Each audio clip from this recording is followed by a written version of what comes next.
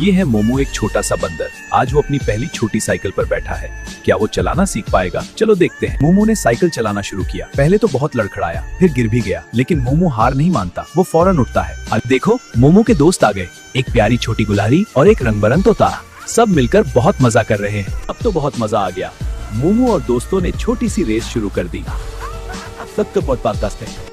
ओहो, मोमो गिर गया, लेकिन वो फौरन उठ बैठा और जोर से हंस पड़ा। सब मिलकर बहुत मजा कर रहे हैं। अब मोमो बहुत आराम से साइकिल चला रहा है।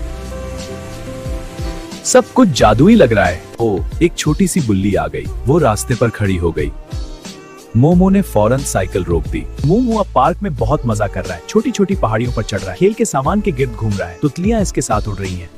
मोमो ने सीख लिया, बार बार कोशिश करने से सब आसान हो जाता है, और दोस्तों के साथ मेहनत यही असल ताकत है। सूरज गुरूब हो रहा है। मोमो और उसके दोस्त मिलकर साइकिल चला रहे हैं। रोशनी बहुत नर्म और गर्म है। सब कुछ बहुत खूबसूरत लग रहा है। मोमो ने सीख लिया, दोस्तों के साथ मिलकर खुश रहो, खुश रहो। सब मिलकर आगे बढ़ते रहेंगे।